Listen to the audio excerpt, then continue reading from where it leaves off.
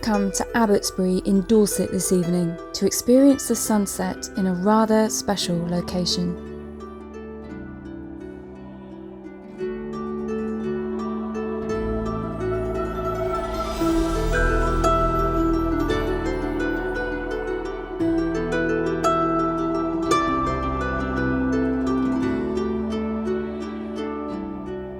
Overlooking what has been described as one of the best views in Britain stands a rather beautiful 14th century monastic building.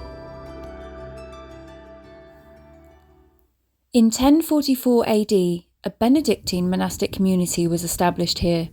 Around 300 years later, the first stones for this building were laid. It was to become a reflective, quiet sanctuary away from the more populated abbey down below.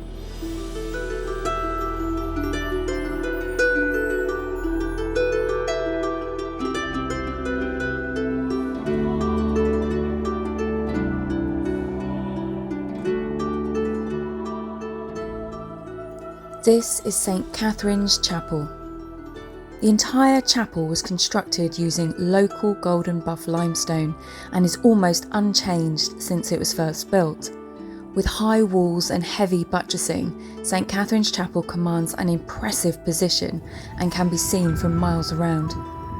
It's thought that this may have played a part in its survival during the dissolution of the monasteries.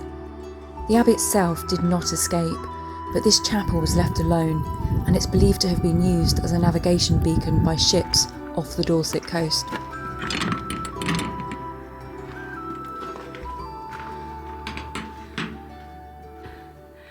It's open! Yes! I thought it was going to be closed. I honestly thought it was going to be locked, because online it says it closes at 5 o'clock. But no, it's unlocked. They must leave it open all the time.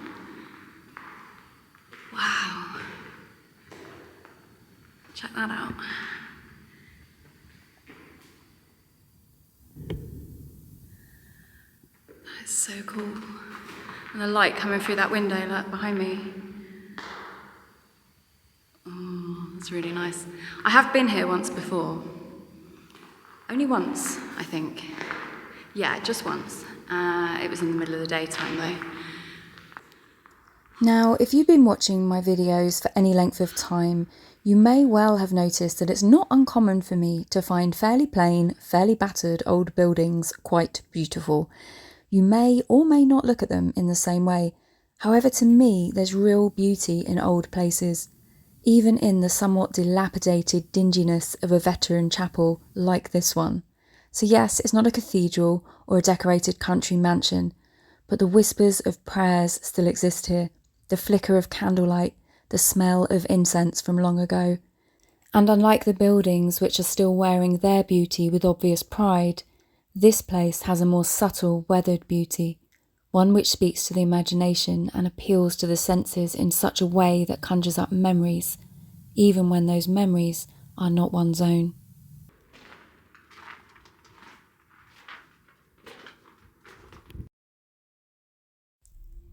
As the sun sets again on this chapel, just like it has done thousands of times before, its fiery glow shines through the window and highlights the patterns in the brickwork. And suddenly, it's as if St. Catherine's Chapel is taking seriously its responsibility as a beacon to those seeking direction out at sea.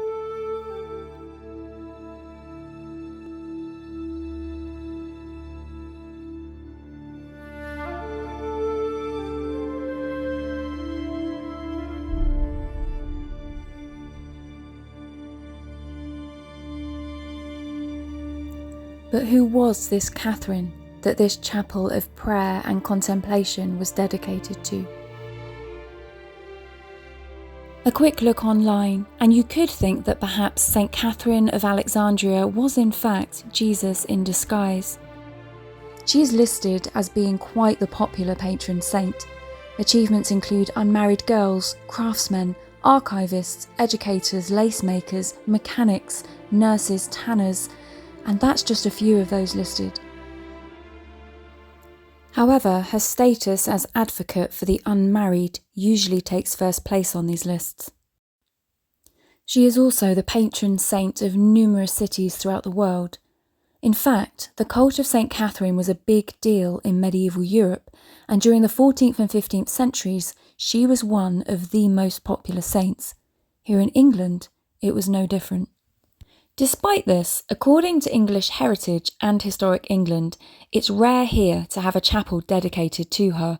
However, there are many churches and chapels dedicated to a St. Catherine, so I can only assume that those are mostly different saints with the same name. So who was Catherine of Alexandria? Well, she is revered as a 4th century virgin martyr.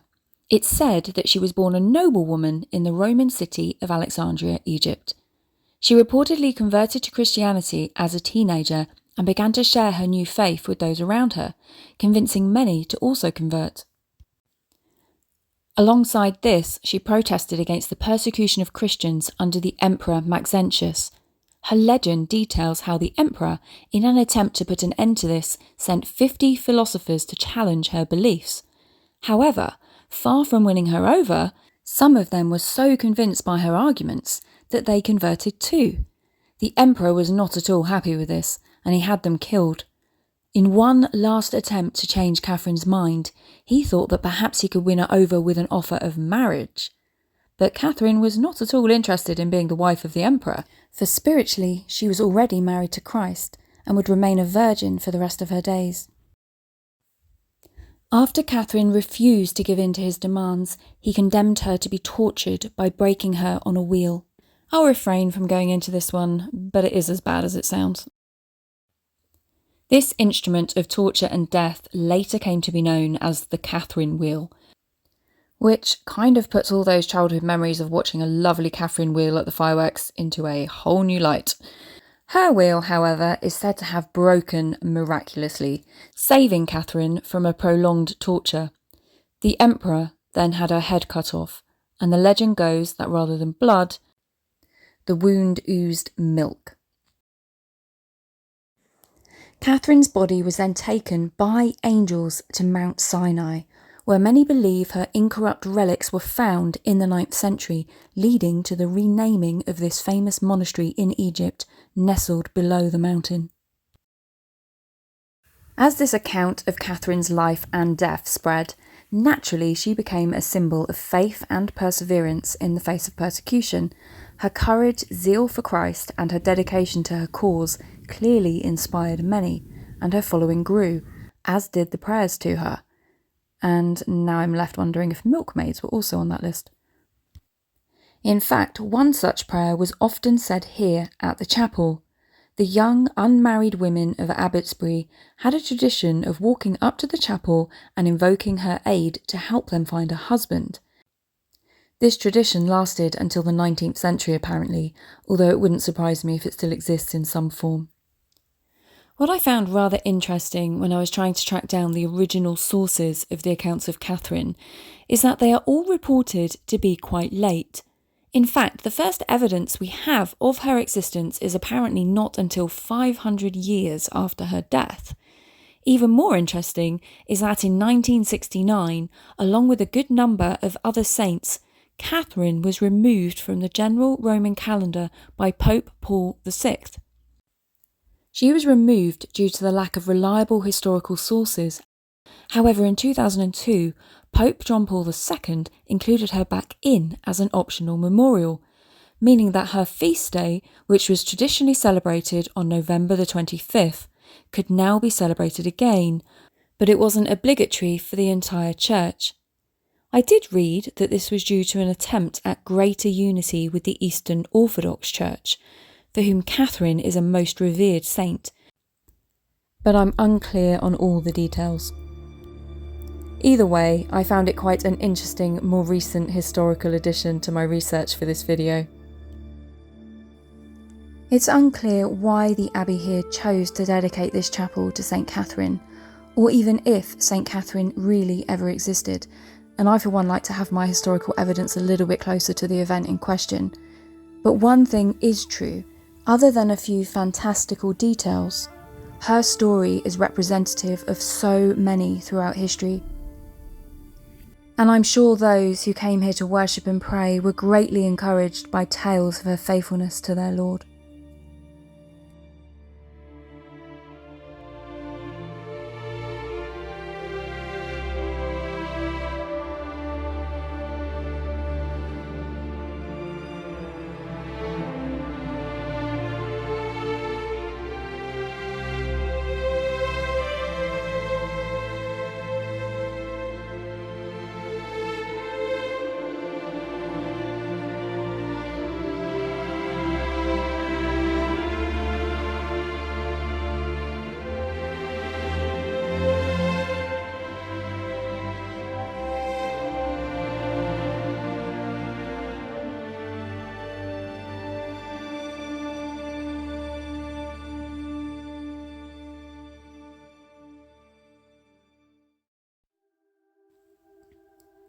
Before I say goodbye for now, I just wanted to let you all know of an exciting trip I've got coming up shortly.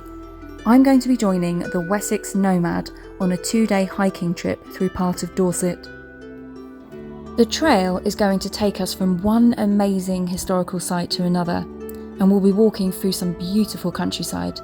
And you may just spot a familiar chapel on a hill, but that's all I'm saying for now. I will say though that there are some absolute gems on this trip, and I am really looking forward to hanging out with the Wessex Nomad and taking you guys along on the journey with us. So stay tuned and watch this space. It's going to be happening very, very soon, and I will put a link in the description below to his channel. Go subscribe, and I will see you guys next week.